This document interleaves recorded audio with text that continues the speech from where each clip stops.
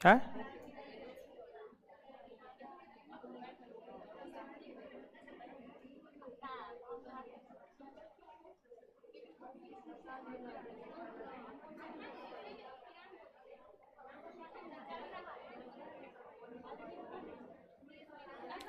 चलिए आ जाइए,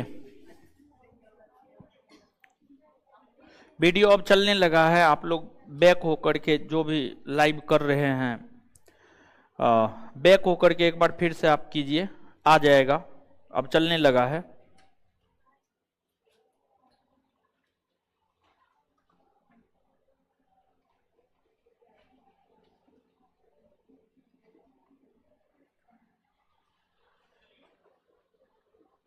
वीडियो अब चलने लगा है, ठीक है। तो हम लोग पढ़ रहे थे, जैन धर्म को पढ़ रहे थे, जैन धर्म,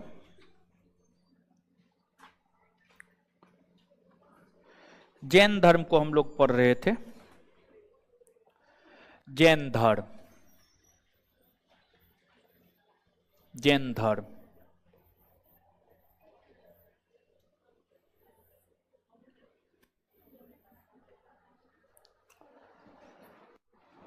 अब सब चीज ठीक हो गया है, अब क्लास कीजिए सब लोग। अब कमेंटबाजी करना छोड़िए, अब क्लास करना शुरू कीजिए।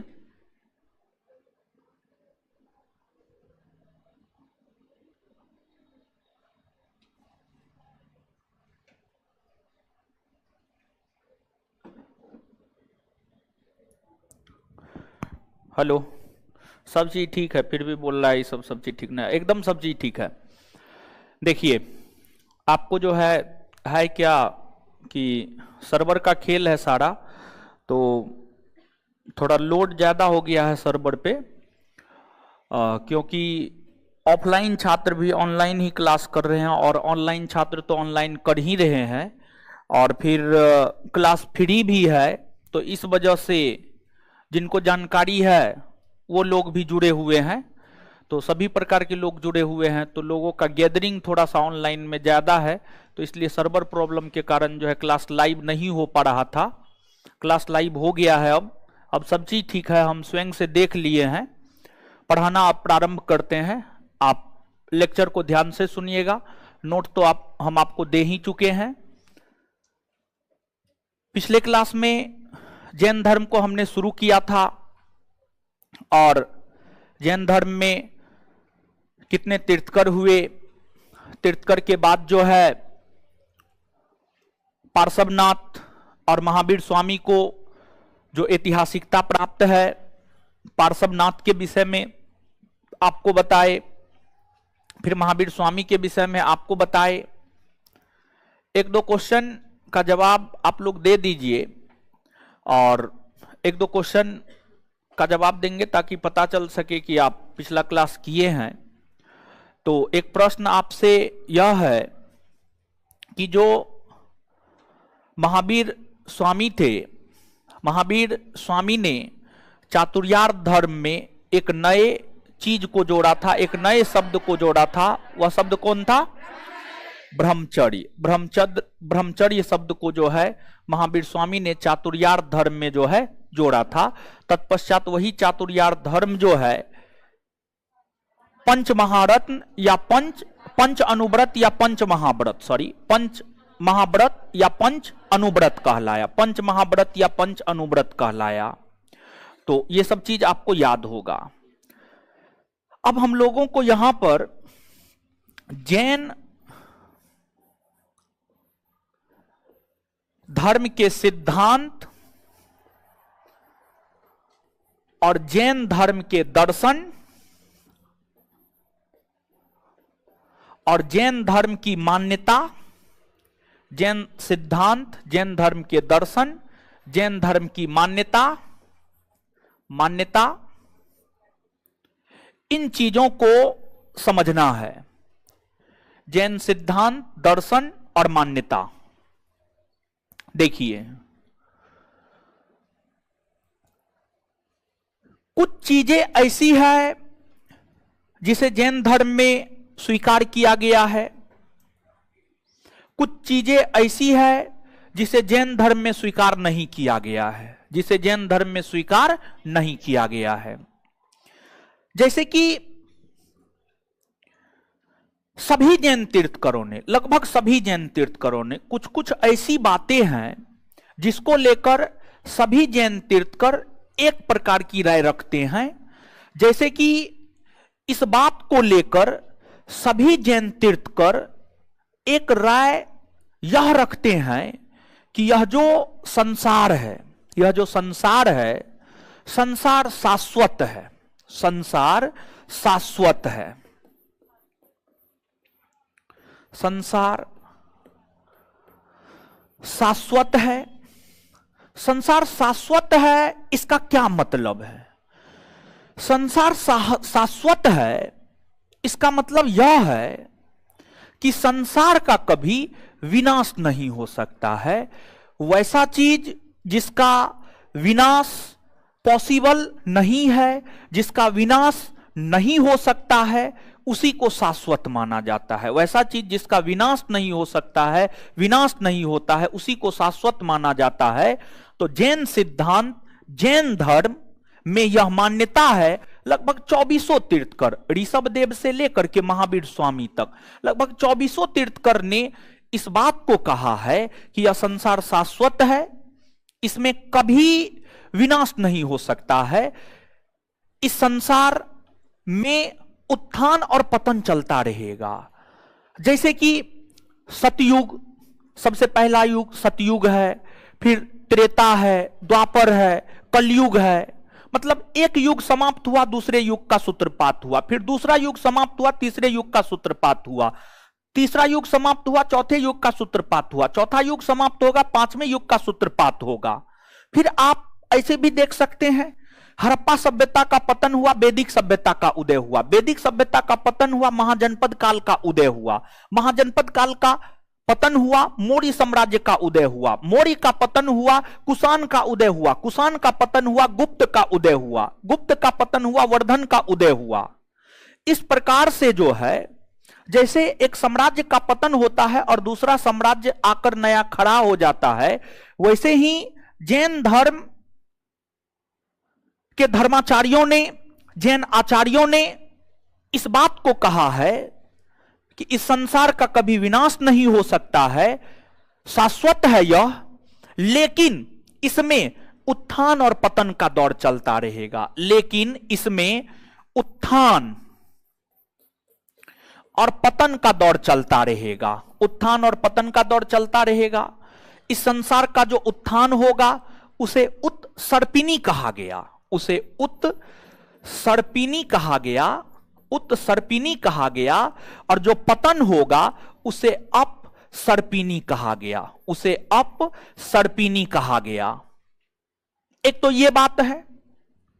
दूसरी बात यह है कि जैन धर्म में सृष्टिकर्ता के रूप में, जैन धर्म में सृष्टिकर्ता के रूप में, निर्माणकर्ता के रूप में ईश्वर को स्वीकार नहीं किया गया है। जैन धर्म में सृष्टिकर्ता के रूप में, निर्माणकर्ता के रूप में ईश्वर को स्वीकार नहीं किया गया है।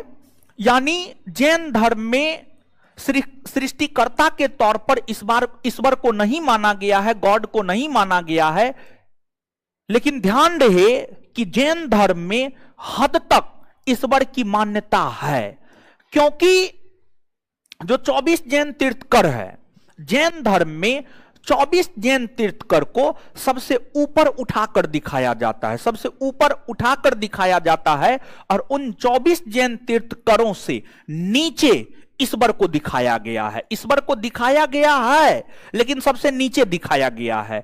गौर कीजिएगा हम क्या बोल रहे हैं, हम यहां पर यह भी बोल रहे हैं कि ईश्वर को स्वीकार नहीं किया गया है, साथ ही साथ हम यह भी बोल रहे हैं कि जैन तीर्थकरों को ईश्वर से नीचे दिखाया गया है। मतलब ईश्वर हैं भी और ईश्वर नहीं भी हैं। जैन मान्यता के अनुसार ईश्वर हैं भी और ईश्वर नहीं भी हैं। दोनों प्रकार की बात जो है जैन मान्यता के अनुसार है। तो आखिरकार आपके परीक्षा में अगर ईश्वर को लेकर के प्रश्न आए कि क्या जैन धर्म ईश्वर को मानता है या नहीं मानता है, तो आप क्या मारिएगा, आप क्या मान करके आइएगा? तो आप ज्यादातर केस में आप ये मान करके आंसर देंगे कि ईश्वर की सत्ता को स्वीकार नहीं किया गया है, ईश्वर की सत्ता को स्वीकार नहीं किया गया है। एनसीईआरटी पढ़िएगा 11th का फर्स्ट पार्ट, तो उसमें इस बात का स्पष्ट तौर पर चर्चा है कि जैन धर्म में सृष्टिकर्ता के रूप में ईश्वर को स्वीकार नहीं किया गया है। 11th क्लास का एनसीईआरटी पढ़िएगा तो 11th क्लास का एनसीईआरटी स्पष्ट तौर पर यह बात लिखता है। फिर अदर बुक सब पढ़ेंगे तो जैसे कि लुसेंट भी अगर आप पढ़ेंगे, लुसेंट में जब आप बौद्ध धर्म जैन धर्म पढ़ेंगे तो उसमें एक लाइन है कि बौद्ध धर्म और जैन धर्म अनिश्वरवाद के सिद्धांत को स्वीकार करता है।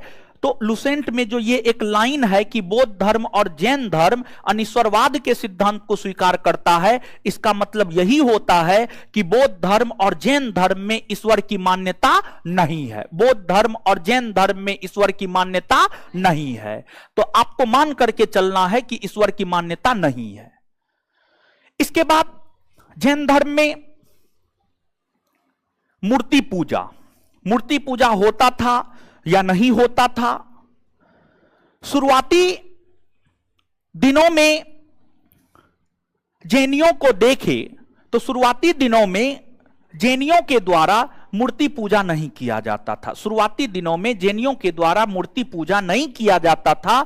लेकिन बाद के वर्षों में जब आपको विशेष तौर पर महात्मा बुद्ध की मूर्ति बनाकर उसकी आराधना की जाने लगी, बौद्ध धर्म के अंतर्गत महात्मा बुद्ध की मूर्ति बनाकर जब उसकी आराधना की जाने लगी, बौद्ध धर्म के लोग जब मूर्ति पूजा करने लगे तो बौद्धों का अनुसरण करते हुए जैन धर्म के लोग भी 24 तीर्थंकरों का मूर्ति बनाकर पूजा करना शुरू कर दिया। 24 तीर्थंकरों का मूर्ति बनाकर जो है पूजा करना शुरू कर दिया। यानी जैन धर्म में मूर्ति पूजा का प्रचलन अगर हम देखें तो जैन धर्म में मूर्ति पूजा का प्रचलन हुआ करता था।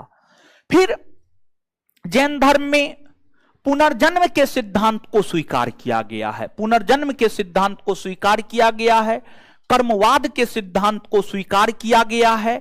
और अगर कर्मवाद के सिद्धांत को हम देखें, मतलब पुनर्जन्म और कर्मवाद, पुनर्जन्म और कर्मवाद के सिद्धांत को जैन धर्म में स्वीकार किया गया है। इसका मतलब क्या होता है? पुनर्जन्म और कर्मवाद, पुनर्जन्म और कर्मवाद के सिद्धांत को जैन धर्म में स्वीकार किया गया है। पुनर्जन्म मतलब होता है दोबारा आपका जन्म हो सकता है, दोबारा आपका जन्म हो सकता है। अब किस योनि में आपका जन्म होगा ये आपके कर्म के ऊपर निर्भर करता है। आपका कर्म जैसा होगा, आपका कर्म जैसा होगा उस प्रकार की योनि में जो है आपका जन्म हुआ होगा। जैसे अभी आप सभी लोग मानव योनि में जन्म लिए हैं, मानव के रूप में जन्म लिए हैं, ऐसी मान्यता है सनातन संस्कृति में, हमारी संस्कृति में, कि जब हम अच्छा कर्म करते हैं तब मानव योनि में हमारा जन्म होता है, तब मानव योनि में हमारा जन्म होता है। तो कहीं ना कहीं हम सभी लोग जो है अच्छा कर्म किए होंगे पिछले जन्म में, इसलिए मानव के रूप में जो है इस पृथ्वी पर हम सभी लोग अवतरित हुए हैं। तो मतलब लोगों का पुनर्जन्म, फिर से जन्म हो सकता है। इसके बाद सारा चीज कर्म की अगर बात की जाए तो हर धर्म ने कर्मवाद के सिद्धांत को स्वीकार किया है। मतलब आप जिस प्रकार के कर्म करेंगे आपको फल उस प्रकार का मिलेगा। आप अच्छा कर्म करेंगे आपको अच्छा फल मिलेगा, आप बुरा कर्म करेंगे आपको बुरा फल मिलेगा। अगर आप अच्छा कर्म करेंगे तो आप स्वर्ग में जाएंगे, बुरा कर्म करेंगे नरक में जाएंगे। तो यही कर्मवाद है। तो पुनर्जन्म और कर्मवाद के सिद्धांत को जैन धर्म में मान्यता प्रदान की गई है।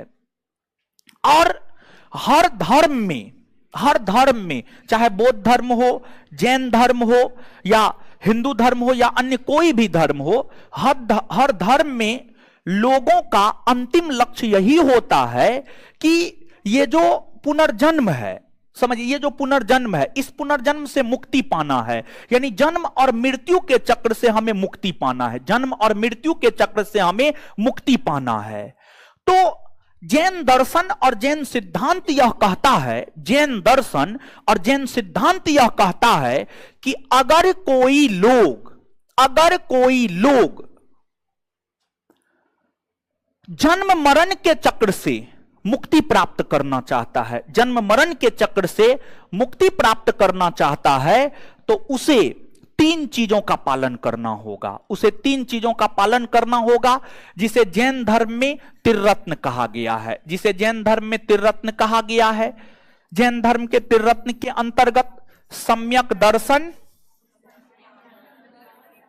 सम्यक ज्ञान और सम्यक आचरण, सम्यक दर्शन, सम्यक ज्ञान और सम्यक आचरण, समझ गए? सम्यक आचरण, सम्यक आचरण। सम्यक दर्शन का मतलब होता है, सम्यक दर्शन का मतलब होता है वास्तविक ज्ञान, वास्तविक ज्ञान। वास्तविक ज्ञान का मतलब होता है सही चीजों का ज्ञान, सही चीजों का ज्ञान, वास्तविक यानी रियल, ज्ञान यानी नॉलेज। वास्तविक ज्ञान मतलब सही को सही कहना, गलत को गलत कहना, जो सही है उसको सही कहना है, जो गलत है उसको गलत कहना है, इसी को वास्तविक ज्ञान कहा जाता है। और इसके बाद सम्यक ज्ञान का अर्थ होता है सत्य में विश्वास, सत्य में विश्वास, सत्य में विश्वास। और इसके बाद सम्यक आचरण। आप याद कीजिए महात्मा बुद्ध, महात्मा बुद्ध के विषय में हमने आपको यह बात बताया है कि जो महात्मा बुद्ध है, महावीर स्वामी, महात्मा बुद्ध पे चले गए, महावीर स्वामी के विषय में हमने आपको यह बात बताया है कि जो महावीर स्वामी है, ज्ञान प्राप्ति के बाद एक तो 30 वर्ष की अवस्था में वो गृह का त्याग किए, 30 वर्ष की अवस्था में गृह त्याग करने के पश्चात 12 वर्ष तक यत्र तत्र भटके, और 12 वर्ष तक यत्र तत्र भटकने के पश्चात महावीर स्वामी को ज्ञान की प्राप्ति हुई।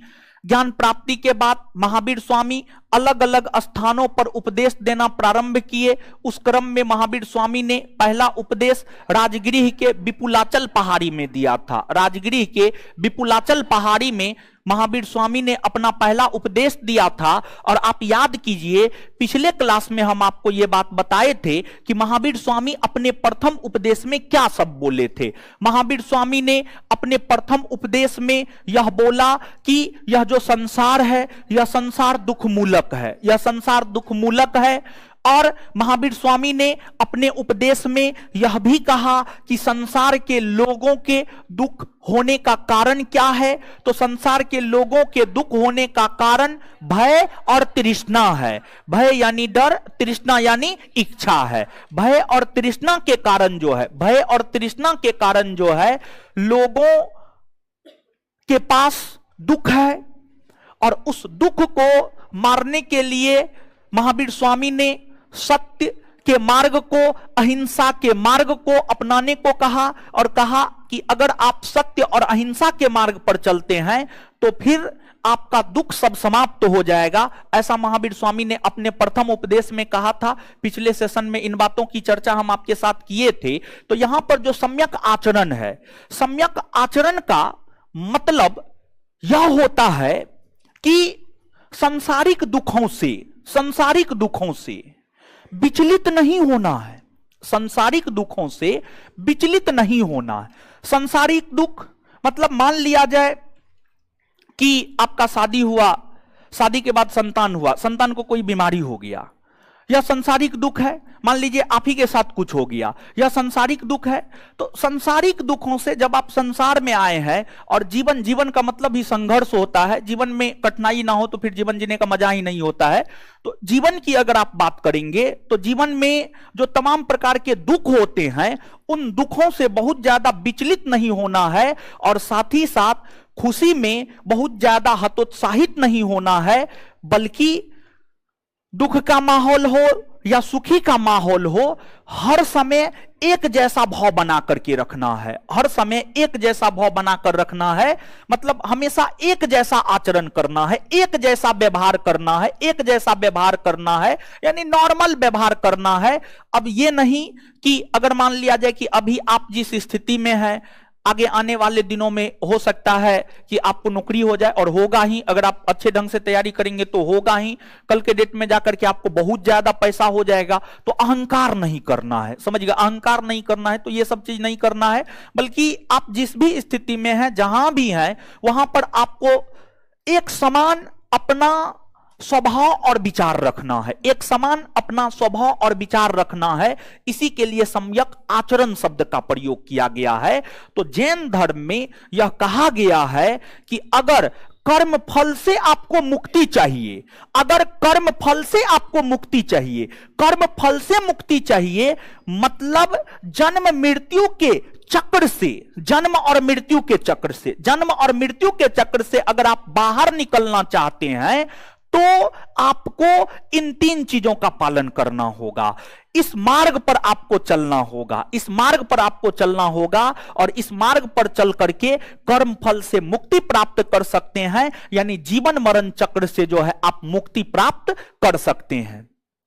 इसके बाद जैन धर्म में कुछ शब्द है, जैसे कि एक शब्द है अनेकांतवाद। अनेकांतवाद ये जैन दर्शन है। सप्तभंगी, सप्तभंगी या स्यादवाद, स्यादवाद, स्यादवाद। इसके बाद जो है एक शब्द है संलेखना, संलेखना या संथारा, संथारा या समाधि मरण, समाधि मरण।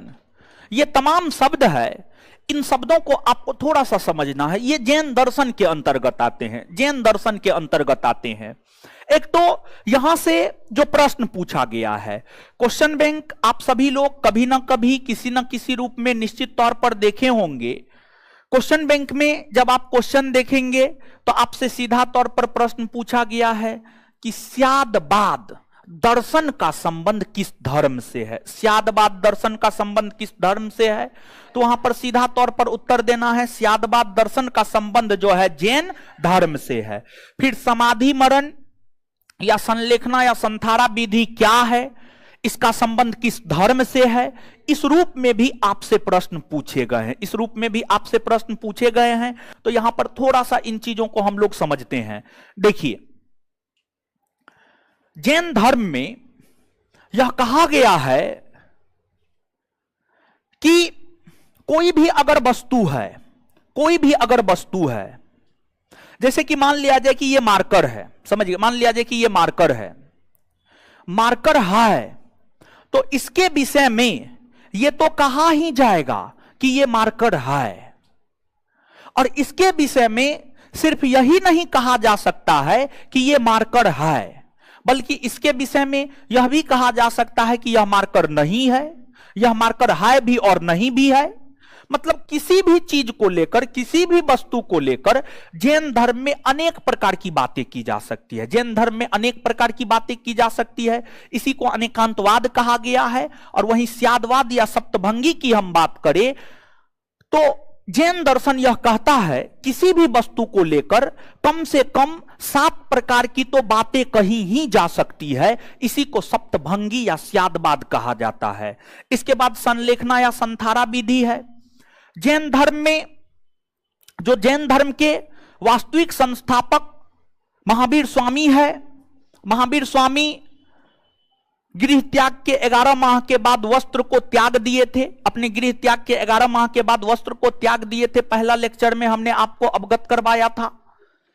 महावीर स्वामी ने स्वयं अपने शरीर को, स्वयं अपने शरीर को, और आप याद कीजिएगा, आप इस बात को हमेशा ध्यान में रखिएगा कि जैन धर्म में सबसे ज्यादा बल अगर किसी चीज पर दिया गया है तो वह आपको अहिंसा है। वह आपको अहिंसा है। अहिंसा पर सबसे ज्यादा बल दिया गया है और अहिंसा पर सबसे ज्यादा बल देते हुए जैन गुरुओं ने, जैन आचार्यों ने, स्वयं महावीर स्वामी ने सबसे ज्यादा अपने शरीर को कष्ट दिया है, सबसे ज्यादा अपने शरीर को कष्ट दिया है। और महावीर स्वामी ने अपने अनुयायियों को कहा कि आपको अपने जीवन का त्याग भूखे प्यासे रहकर करना है, अपने शरीर को कष्ट देकर, अपने शरीर को स्वयं से कष्ट देकर अपने प्राण का त्याग करना है, भूखे प्यासे रहकर प्राण का त्याग करना है, समाधि लेकर प्राण का त्याग करना है, जल समाधि लेकर प्राण का त्याग करना है। तो जो संलेखना संथारा या समाधि मरण है, एक तो सीधा सा बात यह है कि संलेखना संथारा या समाधि मरण शब्द का संबंध जैन धर्म से है। अब संलेखना संथारा का मतलब क्या होता है? संलेखना या संथारा का मतलब होता है भूखे प्यासे रहकर प्राण का त्याग करना। भूखे प्यासे रहकर प्राण का त्याग करना जो है संलेखना या संथारा विधि कहलाता है। फिर आप देखते होंगे, आप भारतीय इतिहास में ही, प्राचीन भारतीय इतिहास में ही जब हम आपको दक्षिण भारत पढ़ाएंगे तो वहां पर आपको कई सारे शासक मिलेंगे जो जैन धर्म को मानते थे और जैन धर्म को मानते हुए उन्होंने समाधि मरण लिया।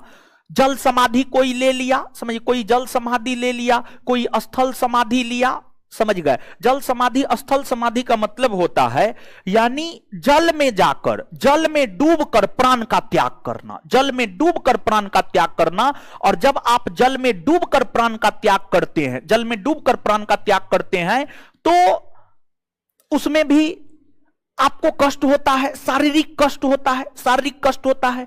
कभी अगर पानी में डूब रहे होंगे तो आप डूबने वाले पल को याद कीजिए, समझिए, डूबने वाले पल को याद कीजिए, कितना अधिक कष्ट होता है। तो महावीर स्वामी का मानना था अपने शरीर को कष्ट देते हुए प्राण का त्याग करना है। तो जल समाधि ले लीजिए या फिर स्थल समाधि ले लीजिए। मान लिया जाए कि आप जीवित है, गड्ढा खोद दिया गया है, ठीक है, गड्ढा खोद दिया गया है, आप जीवित हैं, उस गड्ढा में आप चले जाएंगे और एकांतवास में हो जाएंगे, ना आपको खाने के लिए कुछ दिया जाएगा, ना पीने के लिए कुछ दिया जाएगा। जीवन जीने के लिए जो आवश्यक चीजें हैं वो आपको अगर महीना 2 महीना तक नहीं उपलब्ध होगा तो स्वाभाविक सी बात है कि भूखे प्यासे जो है आपका प्राण चला जाएगा, आपका प्राण चला जाएगा। इसी को समाधि मरण कहा जाता है। तो कुल मिलाकर के अगर आप देखेंगे तो ये तीनों शब्द एक ही हैं, ये तीनों अलग अलग शब्द नहीं है बल्कि ये तीनों एक ही शब्द हैं। कुल मिलाकर के भूखे प्यासे रहकर प्राण का त्याग करना ही जो है संलेखना संथारा या समाधि मरण कहलाता है। तो ये जैन दर्शन, मान्यता और सिद्धांत से संबंधित बातें हो गई। इसके बाद आगे हमने यहां पर अभी इस बात का जिक्र किया कि जो जैन धर्म है, जैन धर्म है, कई सारे शासकों ने जैन धर्म को माना था, कई सारे शासकों ने जैन धर्म को माना था। अगर हम शासकों की बात करें और जैन धर्म की लोकप्रियता की बात करें तो जैन धर्म काफी लोकप्रिय हुआ था। विशेष तौर पर जैन धर्म, मुंह तोड़ देंगे हम, उसको बंद रखिए, लेक्चर सुनिए, ठीक है, लेक्चर सुनिए। देखिए, सबसे हम यही बोलेंगे, जो भी जिस भी रूप में आप क्लास कर रहे हैं, क्लास में आते हैं ना तो चीजों को सुनिए, नोट घर पे बैठ करके पढ़िए ना, कोई दिक्कत नहीं है, घर पे बैठ के पढ़िए, यहां पर चीजों को समझिए। देखिए, जैन धर्म हमने आपको पहला लेक्चर में ही बताया था कि ब्राह्मण धर्म के खिलाफ वैदिक काल में ब्राह्मण धर्म के खिलाफ टोटल 62 संप्रदाय का उदय हुआ था। जो टोटल 62 संप्रदाय का उदय हुआ था, उस 62 संप्रदाय में 2 सबसे लोकप्रिय संप्रदाय हुआ था, और जो 2 सबसे लोकप्रिय संप्रदाय हुआ था जैन और बौद्ध, जैन धर्म और बौद्ध धर्म। तो अब जैन धर्म के लोकप्रिय होने का कारण क्या था? जैन धर्म के लोकप्रिय होने का कारण कुछ ना कुछ तो कारण रहा होगा, तब तो जैन धर्म लोकप्रिय हुआ है। बिना किसी कारण का तो जैन धर्म लोकप्रिय हो नहीं सकता है। तो जैन धर्म के लोकप्रियता के कारण,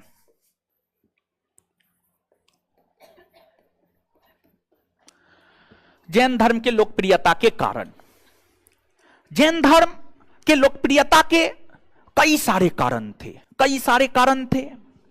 उसमें पहला और सबसे प्रमुख कारण यह था कि जैन धर्म में मोक्ष प्राप्ति का सबसे सरल मार्ग बताया गया था। मोक्ष प्राप्ति का सबसे सरल मार्ग बताया गया था। जैन धर्म में मोक्ष प्राप्ति के लिए कहा गया था। क्या हुआ? कुछ हुआ है? तबीयत खराब हो गया है? हे भगवान, क्या हुआ है? पंखा चलवा दे, पंखा चला दीजिए। हो बताइए, उतना तो भीड़ भी नहीं है, बताइए, कुछ नहीं है, सिर्फ लड़की लोग हैं। पंखा चला दीजिए। हो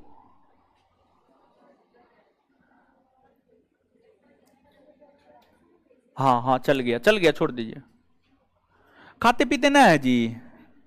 हे भगवान, बताइए, भर दिन भूखे प्यासे हम पढ़ाते हैं, चक्कर इसको आ रहा है। लड़की लोग के साथ बड़ी समस्या है, समझे? खाइए पीजिए, ये जो पानी पूरी सब खाते हैं ना, वो सब खाना बंद कीजिए। कहीं पर लाइन लगा करके हाथ बिठार देते हैं।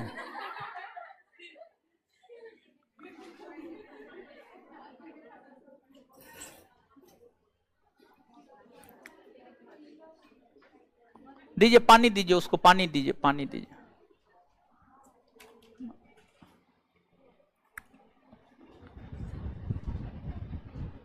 मुन्ना कुमार जी अपलोड कर देंगे।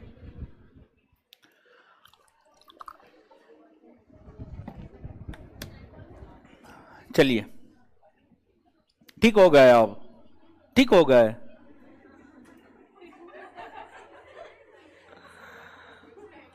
चलिए, अब आगे आइएगा, सुनिएगा। जैन धर्म के लोकप्रियता के कई सारे कारण थे। सबसे पहला और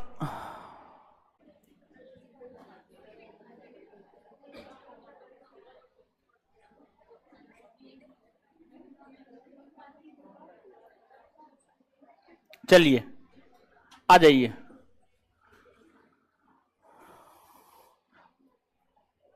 एकदम कमेंट आ रहा है, धड़ाधड़ कमेंट आ रहा है।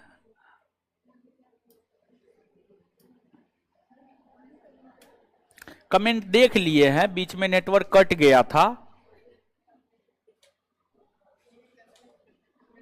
लाइव हो गया है ना जी? लाइव है ना?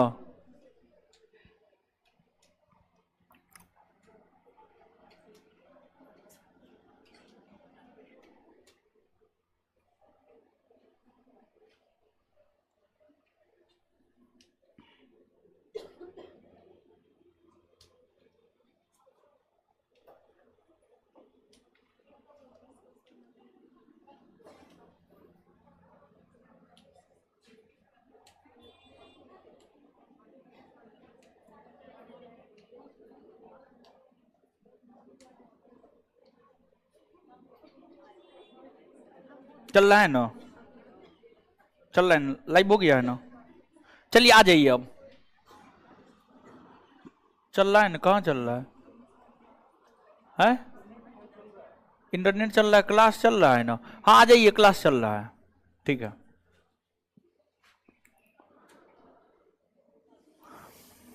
इंटरनेट दिखाना होगा लगता है। लोकप्रियता के कारण, जैन धर्म के लोकप्रियता के बहुत सारे कारण थे। जैन धर्म की लोकप्रियता के जो बहुत सारे कारण थे, उसमें सबसे पहला कारण था, जैन धर्म में मोक्ष प्राप्ति का सबसे सरल मार्ग बताया गया। सत्य, अहिंसा, अस्त्य, अपरिग्रह, ब्रह्मचर्य, इन 5 धर्मों का पालन करना है। त्रिरत्न, सम्यक दर्शन, सम्यक ज्ञान, सम्यक आचरण, इन चीजों का पालन करना है। बस इतना चीजों का पालन करते हुए आप मोक्ष प्राप्त कर सकते थे। एक तो लोकप्रियता का कारण यह है। दूसरा, जैन धर्म के लोकप्रियता का कारण यह था कि दूसरा जैन धर्म में लोकप्रियता का कारण यह था कि आपको कई सारे राजाओं ने इस धर्म को स्वीकार किया था। कई सारे राजाओं ने इस धर्म को स्वीकार किया था। कई सारे राजाओं ने इस धर्म को स्वीकार किया था। जैसे एग्जाम्पल के तौर पर हम आपको बता दें, हर्यक वंश के शासक उदायन, हर्यक वंश के शासक उदायन ने जैन धर्म को स्वीकार किया था और जैन धर्म को संरक्षण प्रदान करने वाला प्रथम राजवंश हर्यक वंश था। जैन धर्म को संरक्षण प्रदान करने वाला प्रथम राजवंश हर्यक वंश था। फिर आपको मौर्य वंश के शासक चंद्रगुप्त मौर्य ने जैन धर्म को स्वीकार किया था। चंद्रगुप्त मौर्य अपने जीवन के अंतिम समय में, चंद्रगुप्त मौर्य अपने जीवन के अंतिम समय में जैन धर्म को स्वीकार किया था और चंद्रगुप्त मौर्य दक्षिण भारत चले गए, कर्नाटक चले गए। कर्नाटक में उन्होंने जैन धर्म का प्रचार प्रसार किया। आपसे यह बात पूछा जाता है और पूछा जा सकता है कि दक्षिण भारत या कर्नाटक में जैन धर्म का प्रचार प्रसार करने वाला मौर्य वंशी शासक कौन है, तो इसका उत्तर होगा आपको चंद्रगुप्त मौर्य। चंद्रगुप्त मौर्य होगा। चंद्रगुप्त मौर्य के बाद कलिंग नरेश खारवेल ने जैन धर्म को स्वीकार किया। राष्ट्रकूट नरेश अमोघ वर्ष ने जैन धर्म को स्वीकार किया। ये तमाम ऐसे शासक हुए जिन्होंने जैन धर्म को स्वीकार किया।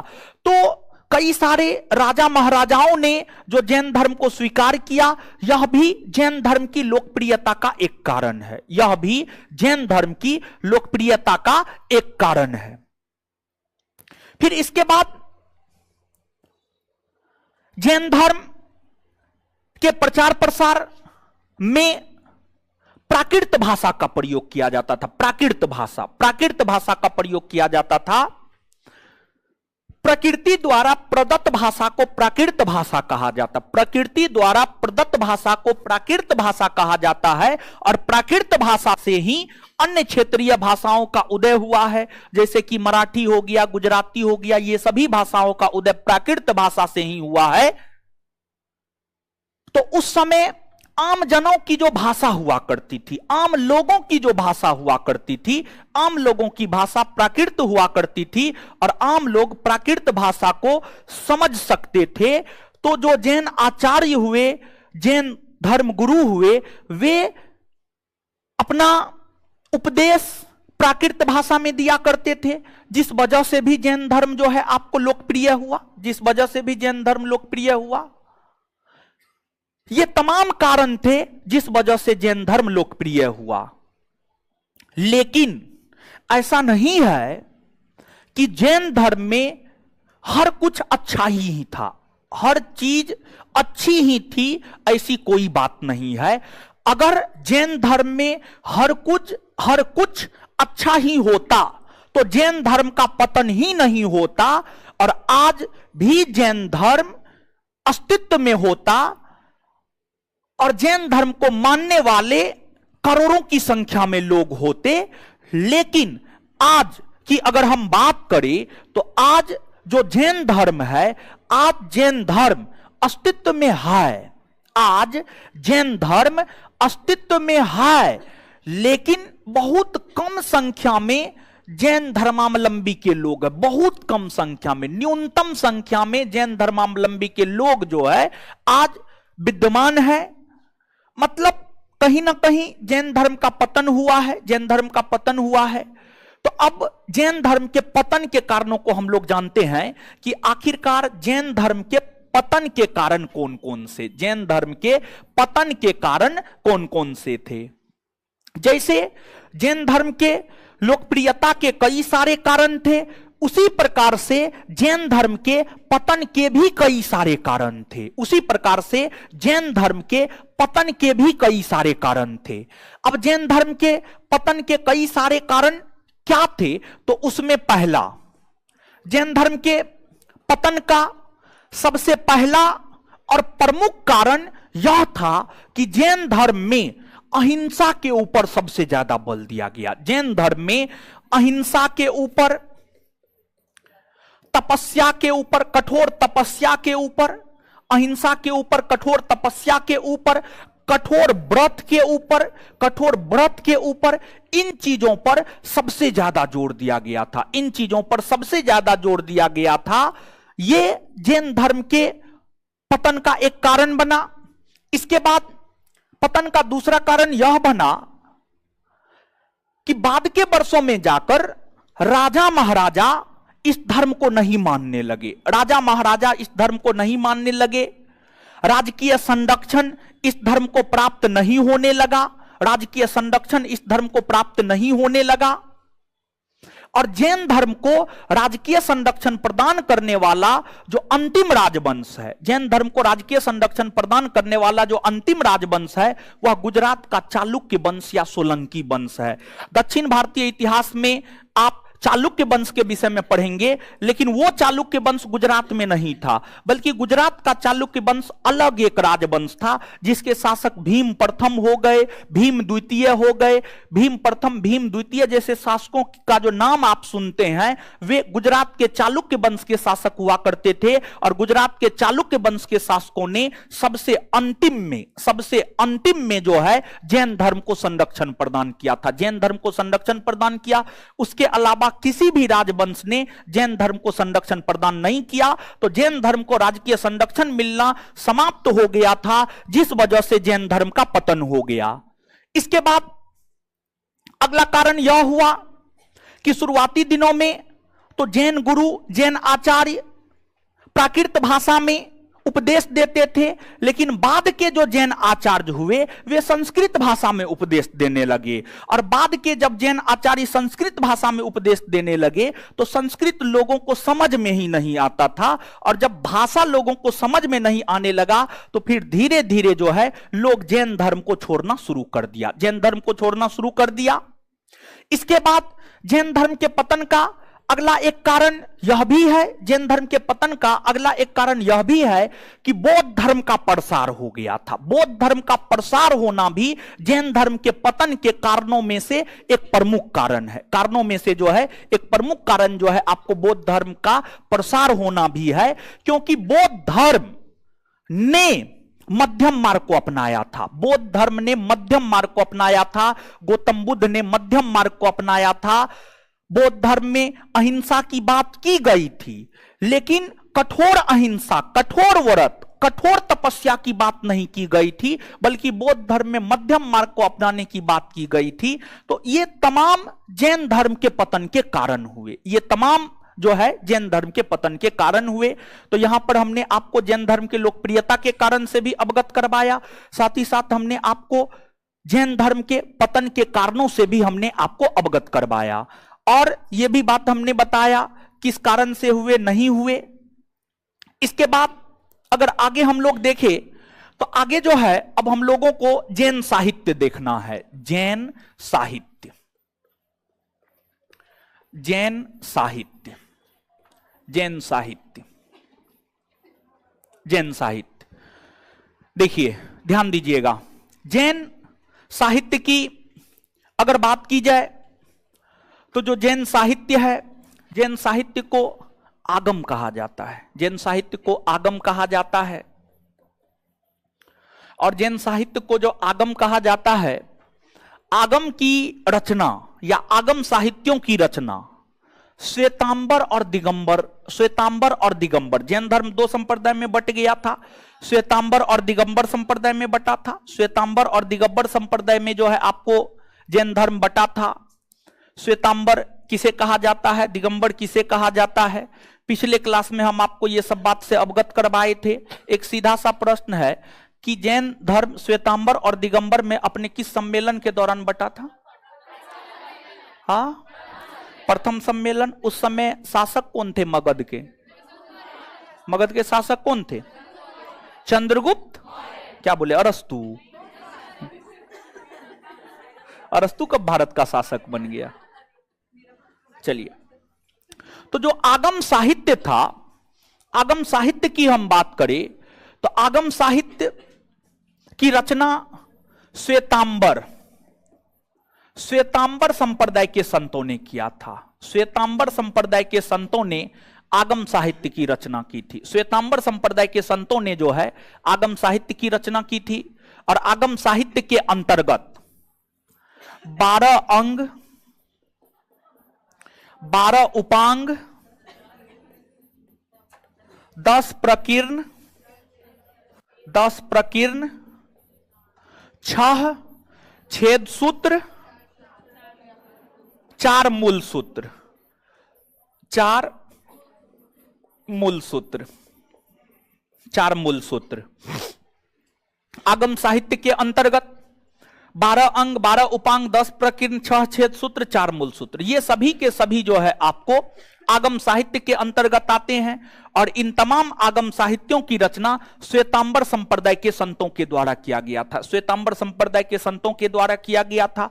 इसके अलावे और भी कई सारे जैन साहित्य है, जैन साहित्यों की कोई कमी नहीं है, सैकड़ों की संख्या में जैन साहित्य है, लेकिन उन सैकड़ों की संख्या में जैन साहित्य से हम लोगों को मतलब नहीं है। और आगे भी जब आप मौर्य वंश को पढ़ेंगे वहां पर कुछ जैन साहित्य की चर्चा होगी, गुप्त वंश को पढ़ेंगे वहां पर भी कुछ जैन साहित्य की चर्चा होगी। यानी जिस जिस राजवंश के शासकों ने जैन धर्म को अपनाया उसके विषय में जब आप पढ़ेंगे तो वहां पर भी जैन साहित्यों की चर्चा निश्चित तौर पर आपको देखने को मिलेगा। जैन साहित्यों में जो सबसे प्राचीन जैन साहित्य माना जाता है, सबसे प्राचीन जैन साहित्य की अगर हम बात करें तो जो सबसे प्राचीन जैन साहित्य माना जाता है वह आपको 14 पूर्वा है। सबसे प्राचीन जैन साहित्य है 14 पूर्वा। 14 पूर्वा सबसे प्राचीन जैन साहित्य है, 14 पूर्वा सबसे प्राचीन जैन साहित्य है। इसके अलावे अन्य जैन साहित्यों में आचरांग सूत्र है, आचरांग सूत्र है। आचरांग सूत्र के बाद जो है भगवती सूत्र है, भगवती सूत्र है। भगवती सूत्र के बाद जो है आपको न्यायधम कहा सूत्र है, न्यायधम कहा सूत्र है, न्यायधम कहा सूत्र है। ये तमाम जैन साहित्य है। जो आचरांग सूत्र है, भगवती सूत्र है, न्यायधम कहा सूत्र है। आप सभी लोग इस बात से अवगत होंगे, पिछले क्लास में इस बात की चर्चा हमने आपके साथ की थी कि जो आपको महावीर स्वामी थे, महावीर स्वामी को जब ज्ञान की प्राप्ति हुई तो वे जगह जगह जाकर उपदेश दिया करते थे, जगह जगह जाकर उपदेश दिया करते थे। तो महावीर स्वामी के द्वारा जो उपदेश दिए गए थे, महावीर स्वामी के द्वारा जो उपदेश दिए गए थे उन उपदेशों का संकलन किया गया। महावीर स्वामी के द्वारा जो उपदेश दिए गए थे उन उपदेशों का संकलन किया गया। और महावीर स्वामी के उपदेश को अगर आप पढ़ना चाहते हैं, उनके उपदेशों को अगर आप जानना चाहते हैं तो आपको न्यायधम कहा सूत्र नामक जैन साहित्य को पढ़ना होगा। तो महावीर स्वामी के उपदेशों का संकलन, महावीर स्वामी के उपदेशों का संकलन, उनके द्वारा दी गई शिक्षाओं का संकलन, यानी महावीर स्वामी ने अपने उपदेश में क्या कहा क्या नहीं कहा, इसकी चर्चा जो है आपको न्यायधम कहा सूत्र में देखने को मिलता है, न्यायधम कहा सूत्र में देखने को मिलता है। फिर आपको भगवती सूत्र है। भगवती सूत्र को अगर आप देखेंगे तो जो भगवती सूत्र है इसमें महावीर स्वामी के जीवन, महावीर स्वामी के जीवन चरित्र के विषय में जानकारी प्राप्त होगा। महावीर स्वामी के संपूर्ण जीवन के विषय में जानकारी इससे प्राप्त होगा।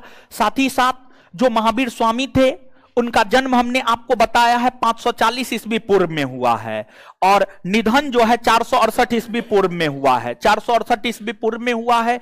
तो जो महावीर स्वामी थे 6ठी 5वीं सदी ईस्वी पूर्व के हुए, महावीर स्वामी 6ठी और 5वीं सदी ईस्वी पूर्व के हुए। तो जो 6ठी सदी ईस्वी पूर्व है, आगे चल करके जब बौद्ध धर्म से आगे बढ़ेंगे तो आपको महाजनपद काल के विषय में बताया जाएगा। तो 6ठी सदी ईस्वी पूर्व में भारत में 16 महाजनपद हुआ करता था। 16 महाजनपद मतलब 16 राज्य हुआ करता था। 16 महाजनपद मतलब 16 राज्य हुआ करता था। जैसे आज के डेट में भारत में जो है आपको 28 राज्य है, आज के डेट में भारत में जो है टोटल आपको 28 राज्य है। तो आज के राज्य की तुलना उस समय में महाजनपद, उस समय के महाजनपद से की जा सकती है, उस समय के महाजनपद से की जा सकती है। तो उस समय में जिस प्रकार से 16 महाजनपद थे वही आज 28 राज्य में तब्दील हो गया है। तो 16 महाजनपद हुआ करते थे, इसकी जानकारी हमें भगवती सूत्र से प्राप्त होती है। और इसकी जानकारी हमें भगवती सूत्र ही नहीं बल्कि बौद्ध ग्रंथ अंगुत्तर निकाय हो गया, बौद्ध ग्रंथ अंगुत्तर निकाय हो गया, वो भी हमें यह जानकारी देता है कि 6ठी सदी ईस्वी पूर्व में 16 महाजनपद हुआ करता था, तो 16 महाजनपदों के विषय में भी जानकारी भगवती सूत्र देता है। इसके बाद जब कोई व्यक्ति जैन धर्म को अपनाता था, जब कोई व्यक्ति जैन धर्म को अपनाता था, तो जैन धर्म को अपनाने के बाद, जैन धर्म को अपनाने के बाद जो है कुछ नियम, कानून, कायदा का पालन करना होता था। जैन धर्म का अपना एक संहिता था, अपना एक नियम कानून था, अपना एक संहिता था। संहिता मतलब नियमों का एक किताब था, नियमों का एक संग्रह था। तो जैन धर्म का जो है अपना एक नियम कानून था, आचार विचार था। तो जैन धर्म का जो नियम कानून था, नियम कानून के बाद जो उसका आचार विचार था, जो उसका आचार विचार था, आचार विचार था, किन चीजों का पालन करना है, किन चीजों का पालन नहीं करना है, इसके विषय में जानकारी हमें आचरांग सुत नामक ग्रंथ देता है, आचरांग सुत नामक ग्रंथ देता है। फिर पिछले सेशन में हमने आपको बताया था कल्पसूत्र, जो कल्पसूत्र नामक साहित्य है महात्मा बुद्ध के सन्यासी जीवन के विषय में हमें बताता है। महात्मा बुद्ध जो गृह त्याग करके सन्यासी जीवन जीना शुरू 30 वर्ष की उम्र से कर दिए थे, उनके सन्यासी जीवन के ऊपर पूर्णतः प्रकाश डालने का काम कोई साहित्य करता है तो उसका नाम जो है आपको कल्प सूत्र है। ये तमाम प्रकार के जो है आपको जैन साहित्य है, ये तमाम प्रकार के जैन साहित्य है। कुल मिलाकर के देखेंगे तो जैन धर्म आपका समाप्त हुआ। इसके बाद आगे हम लोगों को पढ़ना है बौद्ध धर्म के विषय में। लेकिन ध्यान रहे, यहां पर ध्यान रहे आपको कि हमने आपको बताया था कि 24 जैन तीर्थकर है और 24 जैन तीर्थकरों का अपना अलग अलग प्रतीक चिन्ह है। तो जो 24 जैन तीर्थकर है और उसका प्रतीक चिन्ह है, 2446 वाला में पहला सीटिंग में ही हमको लगता है 2-2 क्वेश्चन जैन तीर्थकरों के प्रतीक चिन्ह से पूछ दिया था, जैन तीर्थकरों के प्रतीक चिन्ह से पूछ दिया था। तो यहां पर तो हम बोले थे लगाने के लिए, यहां लगाया है, समझ गए, लगाया है। टोटल 24 जैन तीर्थकर है और 24 जैन तीर्थकर का जो है आपको प्रतीक चिन्ह है। 24 जैन तीर्थकरों का जो प्रतीक चिन्ह है इसको आपको याद करना है, हम टेलीग्राम चैनल पर भेज देंगे, आप अपना लिख लीजिएगा और लिख करके याद कर लीजिएगा। नोट में ऐसे होगा, नोट में है ना, हाँ नोट में होना चाहिए, ठीक है, नोट में होना चाहिए। तो एक बार हम आपको बता देते हैं। प्रथम तीर्थकर ऋषभदेव, इसका प्रतीक चिन्ह था वृषभ, सांड या बैल। द्वितीय अजीतनाथ, हाथी, गज। तीसरा संभवनाथ, घोड़ा यानी अश्व, घोड़ा यानी अश्व। और बिहार दरोगा परीक्षा 2446 में पहला सीटिंग में जो है अजीतनाथ, सॉरी संभवनाथ का पूछा था, संभवनाथ का पूछा था, संभवनाथ कहां पूछा था, तीसरा जैन तीर्थकर का पूछा था, तीसरा जैन तीर्थकर का पूछा था। तो तीसरा जैन तीर्थकर संभवनाथ, इसका घोड़ा यानी अश्व है। चौथा अभिनंदननाथ, कपि यानी इसका बंदर है। पांचवा सुमतिनाथ, सारस यानी चक्रबा है। छठा पदम प्रभु, पदम यानी कमल का फूल है, कमल का फूल है। सातवां सुपार्श्वनाथ, स्वास्तिक चिन्ह है, स्वास्तिक चिन्ह ये है आपको। फिर आठवां चंद्र प्रभु, इसका प्रतीक चिन्ह चंद्रमा है, इसका प्रतीक चिन्ह क्या है, चंद्रमा है। फिर आपको नमा सुविधिनाथ है, इसका मगर है यानी मगरमच्छ है, समझ गए, मगरमच्छ है। फिर आपको 10वां शीतलनाथ, इसका कल्प वृक्ष है, कल्प वृक्ष है। फिर आपको 11वां श्रेयांसनाथ है, इनका प्रतीक चिन्ह गेंडा है। 12वां वासुपूज्यनाथ है, इनका प्रतीक चिन्ह महिष यानी भैंसा है। 13वां विमलनाथ है, इनका प्रतीक चिन्ह बराह यानी सुअर है। 14वां अनंतनाथ, इनका प्रतीक चिन्ह बाज पक्षी है।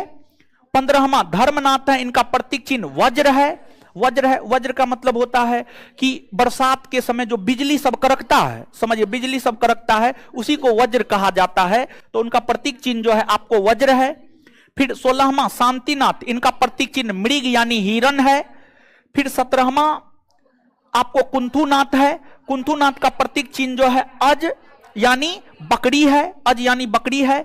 18वां अरनाथ, इनका प्रतीक चिन्ह मीन यानी मछली है। 19वां मल्लीनाथ, इनका प्रतीक चिन्ह कलश है। और ध्यान दीजिएगा 24 जैन तीर्थकरों में एक महिला जैन तीर्थकर है, और 24 जैन तीर्थकरों में जो एक महिला जैन तीर्थकर है वह आपको मल्लीनाथ है। समझिए, वह आपको मल्लीनाथ है। तो जो मल्लीनाथ है ये जो है आपको महिला जैन तीर्थकर है। समझिए, महिला जैन तीर्थकर है। तो 19वां जैन तीर्थकर मल्लीनाथ जो है महिला जैन तीर्थकर है। 24 जैन तीर्थकरों में एक महिला जैन तीर्थकर जो है आपको मल्लीनाथ है। इसके बाद आपको 20वां मुनि सुबतनाथ, मुनि सुबतनाथ है। इनका प्रतीक चिन्ह कुरम यानी कछुआ है। फिर 21वां नेमिनाथ है। इनका प्रतीक चिन्ह नील कमल है, नील कमल है। फिर जो है आपको 22वां अरिष्टिनेमी, इनका प्रतीक चिन्ह शंख है। 23वां पार्श्वनाथ, इनका प्रतीक चिन्ह सर्प यानी सांप है। और 24वां महावीर स्वामी, इनका प्रतीक चिन्ह सिंह है, इनका प्रतीक चिन्ह सिंह है। क्लियर है? तो इसमें जो है हमको लगता है कि पार्श्वनाथ, पार्श्वनाथ और तीसरा और 23वां पूछा था। है, फैन ऑफ कर दीजिए हो।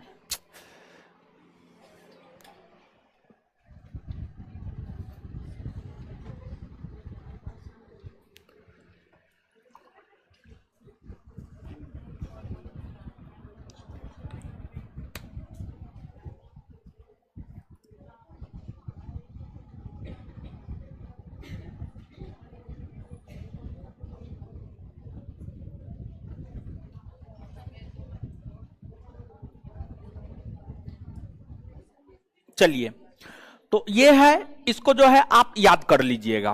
ठीक है, जैन धर्म खत्म हुआ। इसके बाद आगे अब हम लोगों को जो पढ़ना है बौद्ध धर्म के विषय में पढ़ना है। ठीक है, तो आगे अब स्टार्ट करते हैं बौद्ध धर्म। हाँ, स्टार्ट तो हो ही सकता है। बौद्ध धर्म, बौद्ध धर्म, हाँ हाँ करेंगे ना। चलिए, बौद्ध धर्म देखिए,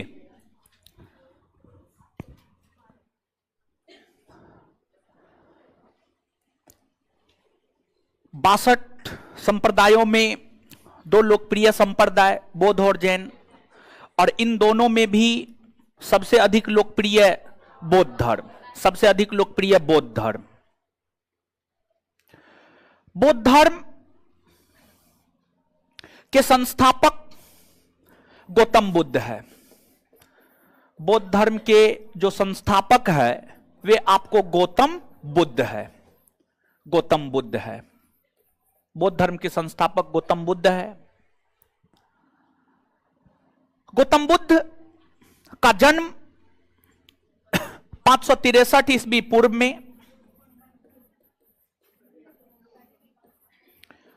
नेपाल के कपिलवस्तु के लुम्बिनी में हुआ था। नेपाल के कपिलवस्तु के लुम्बिनी में हुआ था। नेपाल के कपिलवस्तु के लुम्बिनी में हुआ था। नेपाल के कपिलवस्तु के लुम्बिनी में इनका जन्म हुआ था। इसकी जानकारी हमें महान मौर्य सम्राट अशोक का रूमीदेयी अभिलेख प्रदान करता है। महान मौर्य सम्राट अशोक का रूमीदेयी अभिलेख। अशोक के छोटे अभिलेखों में एक रूमीदेयी अभिलेख है, और जो रूमीदेयी अभिलेख है, यह रूमीदेयी अभिलेख ही हमें यह जानकारी देता है कि गौतम बुद्ध का जन्म 563 ईस्वी पूर्व में कपिलवस्तु के लुम्बिनी में हुआ था। कपिलवस्तु के लुम्बिनी में हुआ था। अब अशोक 304 ईस्वी पूर्व से 232 ईस्वी पूर्व, अशोक का कालखंड है 304 ईस्वी पूर्व से 232 ईस्वी पूर्व। अशोक का जन्म 304 ईस्वी पूर्व में हुआ था, मृत्यु 232 ईस्वी पूर्व में हुआ। जहां महात्मा बुद्ध, जहां महात्मा बुद्ध का जीवन काल है 563 ईस्वी पूर्व से 483 ईस्वी पूर्व। तो दोनों का कालखंड तो अलग अलग है, लेकिन फिर भी अशोक का रूमीदेयी अभिलेख गौतम बुद्ध के विषय में जानकारी प्रदान करता है। क्यों जानकारी प्रदान करता है? तो अशोक अपने शासन काल में, अपने जीवन काल में बौद्ध धर्म को अपनाया था और बौद्ध धर्म को अपनाने के बाद वे गौतम बुद्ध के जीवन से जुड़े सभी स्थलों की यात्रा किया था। वे बोध गया की यात्रा किए, सारनाथ की यात्रा किए, कपिलवस्तु की यात्रा किए। तो अशोक नेपाल की यात्रा किए थे। बौद्ध धर्म अपनाने के बाद अशोक नेपाल की यात्रा किए और गौतम बुद्ध का जो जन्म स्थली था वहां के लोगों से मुलाकात किए, उनके पूर्वजों से मिले और उनसे जानकारी प्राप्त कर अशोक ने अपने रूमीदेयी अभिलेख में इस बात का विवरण किया कि हमारे पूजनीय, हमारे आदरणीय गौतम बुद्ध का जन्म फलना ईस्वी में फलना स्थान पर हुआ था। तो इसलिए अशोक का रूमीदेयी अभिलेख जो है यह जानकारी हमें प्रदान करता है कि गौतम बुद्ध का जन्म 563 ईस्वी पूर्व में कपिलवस्तु के लुम्नी में हुआ था। कपिलवस्तु के लुम्नी में हुआ था। इनके बचपन का नाम सिद्धार्थ था। इनके बचपन का नाम सिद्धार्थ था। और ध्यान दीजिएगा, जब इन्हें ज्ञान की प्राप्ति हुई, सिद्धार्थ को जब ज्ञान की प्राप्ति हुई तो ज्ञान प्राप्ति के बाद ही सिद्धार्थ गौतम बुद्ध कहलाए। और गौतम बुद्ध ने जो उपदेश दिए हैं, गौतम बुद्ध ने जो उपदेश दिया है, वह उपदेश सिर्फ भारत के लोगों को सही मार्ग नहीं दिखाया, बल्कि पूरे एशिया में चाइना हो गया, म्यांमार हो गया, श्रीलंका हो गया, जापान हो गया, ये सभी देश के लोग बौद्ध धर्म को मानते हैं। ये सभी देश के लोग बौद्ध धर्म को मानते हैं। तो गौतम बुद्ध द्वारा दिए गए उपदेशों को भारत ही स्वीकार नहीं किया, बल्कि गौतम बुद्ध द्वारा दिए गए उपदेशों को चाइना, जापान, म्यांमार, श्रीलंका के लोगों ने स्वीकार किया।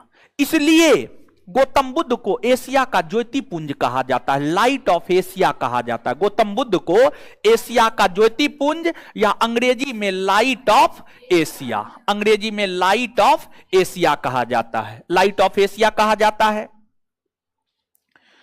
गौतम बुद्ध भी महावीर स्वामी की भांति एक अच्छे राज परिवार में जन्म लिए थे, राज परिवार में जन्म लिए थे। गौतम बुद्ध के पिता शाक्यगण के मुखिया थे। गौतम बुद्ध के पिता शुद्धोधन थे। गौतम बुद्ध के जो पिता थे, पिता शुद्धोधन थे और इनके पिता शुद्धोधन जो है शाक्यगण के मुखिया थे। इनके पिता शुद्धोधन की हम बात करें तो शुद्धोधन जो है आपको शाक्यगण के मुखिया थे। शुद्धोधन शाक्यगण के मुखिया थे। शाक्य एक कुल हुआ करता था। यहां पर हम आपको स्मरण करवाना चाहेंगे कि यहां पर पूछा जाता है, क्वेश्चन बैंक पलट करके देखिएगा तो महावीर स्वामी किस कुल के थे, गौतम बुद्ध किस कुल से संबंधित है, पूछा जाता है। तो एकदम स्पष्टता पूर्वक चीजों को याद रखिएगा। महावीर स्वामी यात्रिक कुल के थे और महात्मा बुद्ध या गौतम बुद्ध शाक्य कुल, महात्मा बुद्ध या गौतम बुद्ध शाक्य कुल के थे। तो शाक्य कुल के मुखिया शुद्धोधन थे और शाक्य कुल के मुखिया के घर में गौतम बुद्ध का जन्म हुआ, मतलब एक राज परिवार में जन्म हुआ। बचपन काफी संपन्नता से गुजरा। एक संपन्न शब्द होता है, एक विपन्न शब्द होता है, विपन्नता, विपन्नता समझिएगा, और एक संपन्नता शब्द होता है, मतलब काफी अच्छा जीवन बचपन में गौतम बुद्ध का गुजरा। और गौतम बुद्ध के जन्म के समय ही, गौतम बुद्ध का जब जन्म हुआ था तो कहा जाता है कि गौतम बुद्ध के जन्म के समय ही एक पंडित ने, एक ज्योतिष ने यह अनुमान लगाया कि यह बालक बहुत बड़ा सन्यासी बनेगा या बहुत बड़ा प्रतापी राजा बनेगा, बहुत बड़ा प्रतापी राजा बनेगा। तो गौतम बुद्ध के पिता शुद्धोधन तो चाहते थे कि राजा बने। उनके पिता कभी नहीं चाहते थे कि गौतम बुद्ध सन्यासी बने, और सन्यासी नहीं बने गौतम बुद्ध, इसलिए गौतम बुद्ध को दुख से दूर रखा, संसारिक जीवन से दूर रखा, संसारिक जीवन से दूर रखा कि अगर संसारिक जीवन को देखेंगे, दुख को देखेंगे, हो सकता है सन्यासी बन जाए, इसलिए उनको दुखों से दूर रखने का काम शुद्धोधन ने किया। और गौतम बुद्ध के जन्म के 7वें दिन उनकी माता महामाया, उनकी माता थी, माता का नाम था महामाया, गौतम बुद्ध की माता थी महामाया। गौतम बुद्ध के जन्म के 7वें दिन महामाया का निधन हो गया। गौतम बुद्ध के पालन पोषण करने को लेकर उनके पिता शुद्धोधन प्रजापति गौतमी से विवाह कर लिए। प्रजापति गौतमी महामाया की ही बहन थी, महामाया की ही बहन थी प्रजापति गौतमी।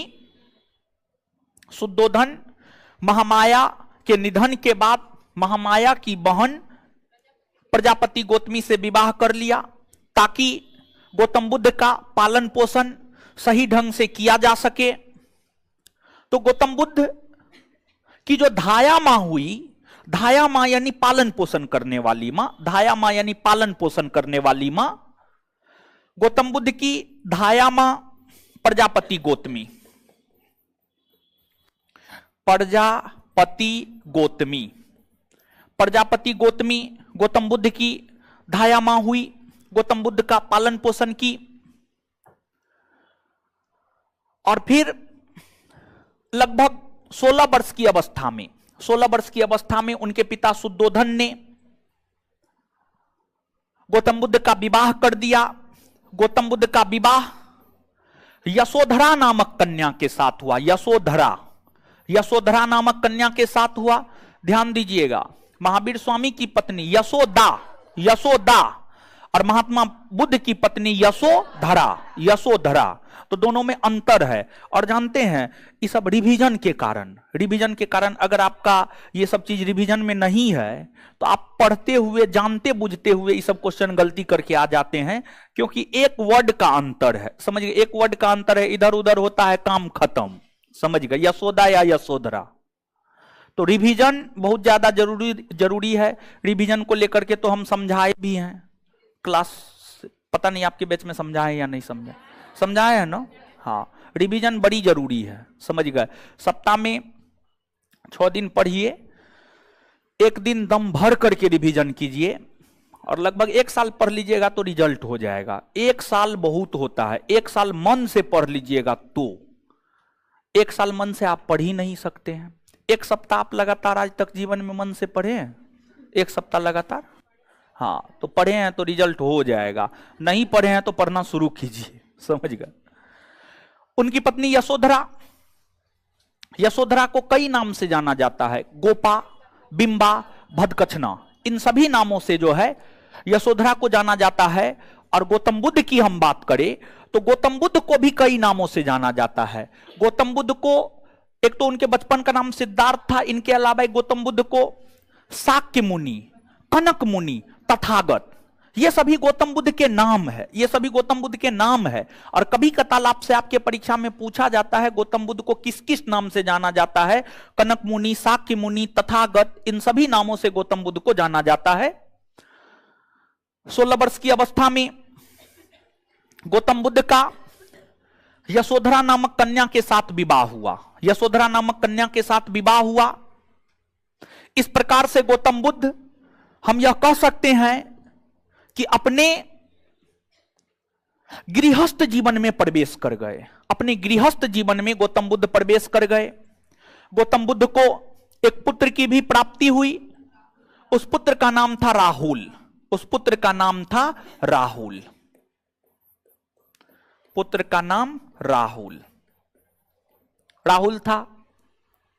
यह गौतम बुद्ध का जीवन परिचय हुआ, मतलब जन्म कब हुआ, पिता कौन थे, माता कौन थी, फिर जो है आपको पत्नी कौन हुई, पुत्र कौन हुआ, यह गौतम बुद्ध का जीवन परिचय हुआ। गौतम बुद्ध राजसी ठाठ बाट में अपना जीवन यापन कर रहा था। एक बार उनके पिता शुद्धोधन कहीं दूर देश की यात्रा पर चले गए थे। उनके पिता शुद्धोधन कहीं दूर देश की यात्रा पर चले गए और सभी को समझा दिए थे कि गौतम बुद्ध को राजमहल से बाहर नहीं जाने देना है। लेकिन गौतम बुद्ध अपने अंगरक्षकों, अपने सैनिकों, अपने दरबारियों की बातों को काटते हुए गौतम बुद्ध एक रोज अपने राज्य की यात्रा पर निकल गए, अपने पिता की अनुपस्थिति में। अपने पिता की अनुपस्थिति में एक रोज अपने राज्य की यात्रा पर निकल गए। जब राज्य की यात्रा पर गौतम बुद्ध निकले तो उन्होंने कई दृश्य देखे, उन्होंने कई दृश्य देखा, लेकिन उन दृश्यों में 4 दृश्य उन्हें झकझोर दिया। जो 4 दृश्य उन्हें झकझोर दिया, वही 4 दृश्य ने गौतम बुद्ध को सन्यासी बनने को प्रेरित किया, सन्यासी बनने को प्रेरित किया। जिस 4 दृश्य ने गौतम बुद्ध को सन्यासी बनने को प्रेरित किया, उसमें पहला दृश्य, वृद्ध व्यक्ति का जर्जर शरीर, वृद्ध व्यक्ति का जर्जर शरीर, जर्जर शरीर। देखिए, अभी आप लोग जवान हैं तो अभी हड्डी मांस सब लगा हुआ है, लेकिन एक अवस्था आता है जब आप बूढ़ा हो जाइएगा और आपका संतान आपको सही रूप में नहीं देखेगा, मतलब सही से खाना पीना आपका नहीं हो पाएगा, सही से देखभाल नहीं हो पाएगा, तो एक समय ऐसा आएगा कि हड्डी अलग और मांस अलग। समझ गए? हड्डी अलग मांस अलग देखे हैं? जीवित मानव में नहीं देखे हैं? अच्छा, गांव घर में नहीं गए हैं? बुढ़ाऊ सबको नहीं देखे? बुढ़ाऊ सबसे नहीं मिलते हैं? बुढ़ा बुढ़ा आदमी को जाकर के मिलिए। समझ गए? तो और साथ ही साथ जो है, जो बूढ़ा व्यक्ति होता है, जो बूढ़ा व्यक्ति होता है, उनके माथा पर हमेशा सिकन होता है। माथा पर हमेशा सिकन होता है मतलब एक लाइन खींचा जाता है, क्योंकि वो हमेशा सोचते रहता है, हमेशा वो सोचते रहता है। इंसान बूढ़ा होते होते सोचने वाला प्राणी बन जाता है, बल्कि उस समय सोचने का कोई फायदा ही नहीं है। उस समय आप सोच करके भी कुछ नहीं कर सकते हैं। अभी आप सोच करके बहुत कुछ कर सकते हैं। अभी आपके सोचने का समय है, अभी आप सोच करके हर कुछ कर सकते हैं, बहुत कुछ क्या, हर कुछ कर सकते हैं, सब कुछ आप कर सकते हैं, लेकिन अभी आप नहीं सोचिएगा। लेकिन जब आपका समय गुजर जाएगा, जब सोचने का आपका काम खत्म हो जाएगा, तब आप सोचना शुरू कीजिएगा, और जब आप सोचना शुरू कीजिएगा तो फिर आपके हाथ में कुछ रहेगा नहीं, तो कुछ कर नहीं पाइएगा। तो एक तो वृद्ध व्यक्ति को उन्होंने देखा, उनका शरीर काफी कमजोर था, हड्डी अलग मांस अलग, उनके माथा पर सिकन था, काफी परेशान था। तो गौतम बुद्ध ने देखा यह तो बड़ी दुखी व्यक्ति है। इसके बाद गौतम बुद्ध आगे बढ़े तो दूसरा दृश्य उन्होंने यह देखा कि एक बीमार व्यक्ति है, एक बीमार व्यक्ति है। और जब आप बीमार पड़ते हैं, बहुत खुशी मिलता है आपको? बहुत खुशी तो नहीं मिलता होगा। कितना मन अंदर से दुखी रहता होगा। आप चाहते होंगे कि कल के बदला आजे ठीक हो जाए, एगो के बदला 2 सुई लगा लेते हैं, आजे ठीक हो जाते हैं, लेकिन ऐसा तो होता नहीं है। तो हम बीमार पड़े, आप बीमार पड़े, या कोई भी बीमार पड़े, तो उसका मन काफी दुखी हो जाता है, काफी दुखी भरे चेहरे से वो अपना जीवन यापन कर रहा होता है। तो गौतम बुद्ध ने बीमार व्यक्ति को देखा, वह भी दुखी है। फिर तीसरा दृश्य गौतम बुद्ध ने देखा कि एक व्यक्ति है जिसका निधन हो गया है। उनके निधन होने के बाद उनके परिवार के लोग काफी दुखी हैं। उनके निधन होने के बाद उनके परिवार के लोग काफी दुखी हैं। तो एक शव यानी लाश, एक शव यानी लाश, एक शव के पीछे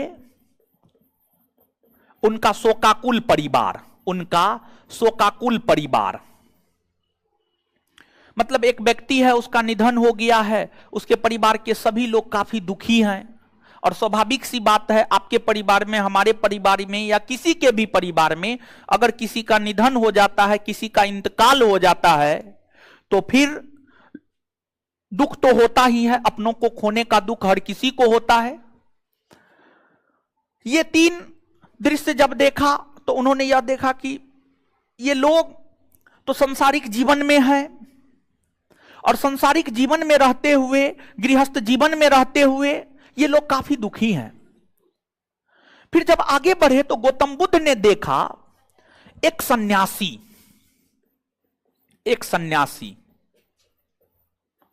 प्रसन्न मुद्रा में टहल रहा था। एक सन्यासी प्रसन्न मुद्रा में टहल रहा था। तो गौतम बुद्ध ने यह देखा कि यह जो सन्यासी है आखिरकार ये खुश क्यों है, इसके खुशी का कारण क्या है। इससे पहले तो हमने तीन दृश्य देखा, सब लोग दुखी हैं। तो सन्यासी क्यों प्रसन्न है, सन्यासी को क्यों खुश है। तो पता करने लगे सन्यासी के विषय में। तो पता चला कि इनको अपने घर परिवार से कोई लेना देना नहीं है, ना आगे कोई है ना पीछे कोई है, कोई नहीं है। मोह माया बंधन कुछ नहीं है इनके पास। ये अपना टहलते हैं, राम राम करते हैं, भीख मांगते हैं, भिक्षाटन करते हैं, मजे में जीवन जीते हैं। और सांसारिक व्यक्ति के तरह नहीं कि सुबह खाए तो शाम के विषय में सोचे, शाम खाए तो सुबह के विषय में सोचे, ना। सन्यासी जो होता है वो खाने के विषय में सोचता ही नहीं है। और जो सच्चा सन्यासी होता है वो खाने के विषय में एकदम नहीं सोचता है, लेकिन इसके बावजूद उसके पास सब चीज आ जाता है। सच्चा सन्यासी। तो गौतम बुद्ध ने देखा कि वैसे लोग जो मोह माया सांसारिक बंधन में बंधे हुए हैं, वैसे लोग जो मोह माया और सांसारिक बंधन में बंधे हुए हैं वे काफी दुखी हैं। और दूसरी तरफ जो सांसारिक बंधन में नहीं बंधे हुए हैं, जो मोह माया त्याग दिए हैं, वो काफी सुखी हैं, काफी अच्छे हैं, काफी सुखी हैं। तो गौतम बुद्ध को लगा हम भी तो इसी तीन प्रकार के प्राणी में से एक हैं, तो मतलब दुखी तो हम भी होंगे। गौतम बुद्ध ने यह सोचा दुखी होने से बेहतर है सन्यासी बन जाए। और इन चार दृश्यों को देखने के बाद ही गौतम बुद्ध ने यह तय कर लिया कि हमें सन्यासी ही बनना है। और फिर गौतम बुद्ध एक प्लानिंग के तहत, समझ गए, एकदम प्लानिंग के तहत गौतम बुद्ध आज्ञा लेकर घर का त्याग नहीं किए महावीर स्वामी की भांति। जैसे महावीर स्वामी आज्ञा लेकर, अपने बड़े भाई से आज्ञा लेकर गृह का त्याग किए, लेकिन गौतम बुद्ध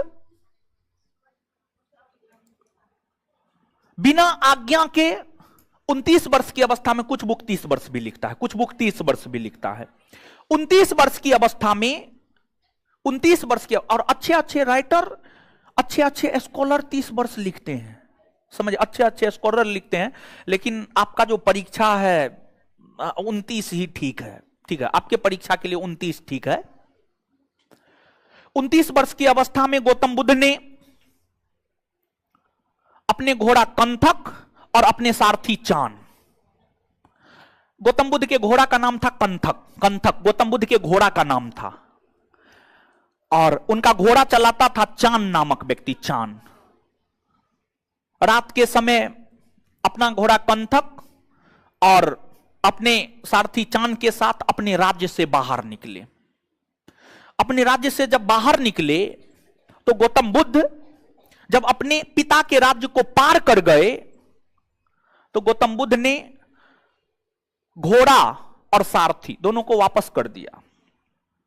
कहा अब आप चले जाइए, आपका और हमारा रिश्ता यहीं तक है। अपने पिता के राज्य को पार कर गौतम बुद्ध आगे बढ़े, यानी शाक्य राज्य को पार कर गौतम बुद्ध आगे बढ़े। साकराज नेपाल में पड़ता है, साकराज नेपाल में पड़ता है। आगे बढ़े, आगे एक नदी मिला गौतम बुद्ध को, अनोमा नदी। अनोमा नदी, अनोमा नदी, अनोमा नदी के तट पर गौतम बुद्ध अपना बाल मुड़वा लिए, समझिए, बाल मुड़वा लिए, सर मुड़वा लिए और गेरुआ रंग का वस्त्र धारण कर लिए। गेरुआ रंग का वस्त्र, सर मुड़वा लिए, गेरुआ रंग का वस्त्र धारण कर लिए और एक सन्यासी की भांति ज्ञान प्राप्ति को लेकर चल पड़े। ज्ञान प्राप्ति को लेकर चल पड़े। इससे आगे की कहानी अगले क्लास में, ठीक है। चलिए,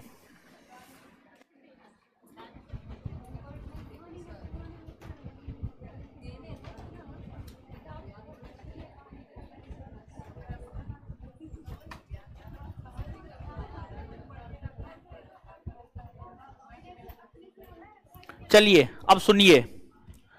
तो जो है इससे आगे अगले क्लास में चीजों को देखेंगे। अब घर पे जाकर के जो है आप लोग इसको याद कर लीजिएगा, या हम याद करवा दें? याद करवा दीजिए तो याद कर लीजिए 2 मिनट में, ठीक है। देखिए, जो हुआ है उसको तो आपको एक्सेप्ट करना ही पड़ेगा। देखिए, क्या है ज्ञान प्राप्ति नहीं है, इन चीजों में नहीं पढ़ना है। ऑनलाइन एक कमेंट आया था, उसी कमेंट का जवाब दे रहे हैं। परीक्षा पूछेगा, आप पढ़ के जाइएगा, याद रहेगा, मारिएगा। अब चीजों में मत पढ़िए क्या सच है क्या गलत है, इन चीजों में पढ़िएगा तो दिक्कत है, फिर सच ढूंढते रह जाइएगा, कुछ नहीं मिलेगा। चलिए चलिए, एक बात बताइए, जैन धर्म संसार को क्या मानता है? क्या मानता है? जैन धर्म संसार को क्या मानता है? इसका कभी विनाश होगा? विनाश होगा? उत्थान और पतन होगा। उत्थान और पतन, उत्थान और पतन। जैन धर्म में उत्थान को क्या कहा गया है? उत्सर्पिणी। क्या कहा गया है? क्या कहा गया है? जैन धर्म में जो उत्थान होगा, उत्थान को क्या कहा गया? पतन को, पतन को। जैन धर्म में पुनर्जन्म और कर्मवाद के सिद्धांत को स्वीकार किया गया है। मूर्ति पूजा को लोग मानते हैं, हाँ। मूर्ति पूजा को मानते हैं, हाँ। मूर्ति पूजा को मानते हैं। ईश्वर को मानते हैं? नहीं। ईश्वर को मानते हैं? नहीं। कर्म फल से मुक्ति को लेकर 3 चीजों का पालन करना है, जिसे जैन धर्म का त्रिरत्न कहा जाता है। जैन धर्म के त्रिरत्न के अंतर्गत क्या क्या आता है? जैन धर्म के त्रिरत्न के अंतर्गत क्या क्या आता है? चलिए, अनेकांतवाद, सप्तभंगी या स्यादवाद सिद्धांत का संबंध किस धर्म से? किस धर्म से है? भूखे प्यासे रहकर प्राण का त्याग करना क्या कहलाता? संलेखना, संथारा, समाधि, मरण का संबंध किस धर्म से है? किस धर्म से है? लोकप्रियता के बहुत सारे कारण थे, इसमें से कुछ चीज को याद करना है। जैन धर्म के अंतर्गत महावीर स्वामी ने अपना उपदेश किस भाषा में दिया? प्राकृत भाषा में। किस भाषा में? महावीर स्वामी ने अपना उपदेश किस भाषा में दिया? किस भाषा में दिया? प्राकृत भाषा में दिया। जैन धर्म को मानने वाले, जैन धर्म को संरक्षण प्रदान करने वाला प्रथम राजवंश कौन हुआ? हर्यक वंश। हर्यक वंश कौन हुआ? जैन धर्म को संरक्षण प्रदान करने वाला प्रथम राजवंश, प्रथम राजवंश, अंतिम राजवंश गुजरात का चालुक्य वंश। गुजरात का चालुक्य सोलंकी वंश। जैन धर्म को संरक्षण प्रदान करने वाला अंतिम राजवंश गुजरात का चालुक्य सोलंकी वंश। गुजरात का चालुक्य सोलंकी वंश, समझ गए। और इसके बाद जो है पतन के कारण सब देख लीजिएगा, समझ गए। इसके बाद जैन साहित्य को क्या कहा जाता? जैन साहित्य को, प्रारंभिक जैन साहित्य अर्धमागधी भाषा में लिखा गया था। अब बाद के जैन साहित्य प्राकृत और संस्कृत में, प्राकृत और प्रारंभिक जैन साहित्य अर्धमागधी भाषा में लिखे गए थे। अर्धमागधी, अर्धमागधी। तो प्रारंभिक जैन साहित्य किस भाषा में लिखे गए? प्रारंभिक जैन साहित्य किस भाषा में लिखे गए? जैन साहित्य को क्या कहा जाता है? क्या कहा जाता है? आगम साहित्य की रचना किसने की है? आगम साहित्य की रचना किसने की है? आगम के अंतर्गत क्या क्या आता है? सबसे प्राचीनतम जैन साहित्य कौन? सबसे प्राचीनतम जैन साहित्य। जैन धर्म के नियम कानून आचार विचार के विषय में जानकारी कौन देता है? महावीर स्वामी के जीवन, महावीर स्वामी के जीवन, 16 महाजनपद, न्याय धर्म कहा सूत्र में क्या है? उपदेश या शिक्षा। महावीर स्वामी के द्वारा जो उपदेश दिया गया या उनकी जो शिक्षा है उसकी चर्चा कहां है? न्याय धर्म कहा सूत्र में है, न्याय धर्म कहा सूत्र में है। बौद्ध धर्म का संस्थापक कौन है? बौद्ध धर्म का संस्थापक लाइट ऑफ एशिया किसे कहते हैं? Light of Asia. Gautam Buddha का जन्म कब हुआ है? कहां हुआ है? गौतम बुद्ध का जन्म 563 ईस्वी पूर्व में कपिल वस्तु के लुम्बिनी में हुआ है। इसकी जानकारी कहां से प्राप्त होती है? अशोक के रूमीदे। अशोक के रूमीदे। गौतम बुद्ध के बचपन का नाम, उनके पिता कौन थे? शुद्धोधन। माता कौन थी? और गौतम बुद्ध का संबंध जो है किस कुल से था? उनकी धायामा कौन थी? धायामा पत्नी। गोपा बिंबा भदकचना किसे कहा जाता? तथागत कनक मुनि साक्य मुनि किसे कहा जाता? गौतम बुद्ध। तथागत कनक मुनि साक्य मुनि किसे कहा जाता? गौतम बुद्ध के पुत्र का नाम। कौन से 4 दृश्य ने गौतम बुद्ध को गृह त्यागी बनने पर मजबूर किया?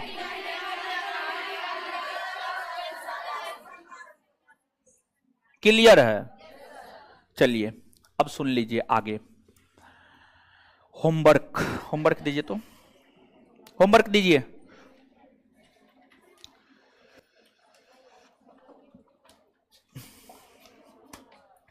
कहां तक दिए थे? उपराष्ट्रपति और केंद्रीय मंत्रिपरिषद। अगला होमवर्क सुनिए। महानियमवादी, महाधिवक्ता और नियंत्रक महालेखा परीक्षक और वरीयता क्रम 19 और 20। आगे होमवर्क सुनते हैं। 148 से 151, 19-20।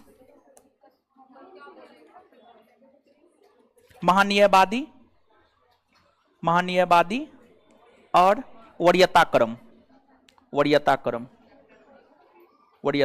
19 नंबर 20 नंबर चैप्टर है। चलिए जवाब दीजिए। तो पढ़ के आए हैं? कौन कौन लोग पढ़ के आए हैं? सही बोलिए। तो देखिए एगो बात बोलते हैं, पता नहीं बोले हैं या नहीं बोले हैं आपके बैच में। देखिए एक जो है सबसे पहला, देखिए 4-5 चीज को आपको फॉलो करना है और उस 4-5 के अलावा छठा कुछ नहीं करना है। ठीक है? उस 4-5 चीज में पूरा जीएस का सिलेबस है, पूरा बिहार दरोगा का सिलेबस है, जो हम अभी तक करवाते आए हैं, सब चीज आपको करवा रहे हैं। पहला, संस्थान के स्टडी मटेरियल को फॉलो करना है, लेक्चर को फॉलो करना है।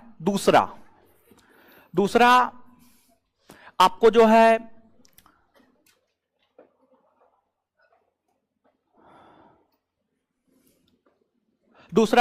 घटना चक्र से जो होमवर्क देते हैं उसको फॉलो करना है, एकदम फॉलो करना है। अगर आपको सफल होना है, देखिए हमारे पास सब आता है, सब यही कहता है कि हमको इस बार लेना है, तो दाल भात चोखा थोड़े है कि तुरंत ले लिए, समझ गए, चढ़ाए कुकर पे हो गया। दाल भात चोखा नहीं है, सिर्फ कहने भर से नहीं हो जाता। देखिए कहने के लिए तो हम भी कह दिए कि हम आईएएस बन गए, तो क्या हम आईएएस बन गए? नहीं ना बने, समझ गए। तो कहने से नहीं होता है, करने से होता है, करना पड़ेगा। तो पहला चीज संस्थान के स्टडी मटेरियल और लेक्चर को ध्यान से फॉलो करना है।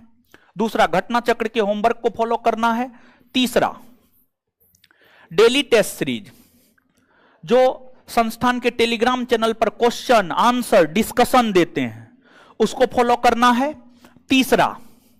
चौथा, सैटरडे के टेस्ट को फॉलो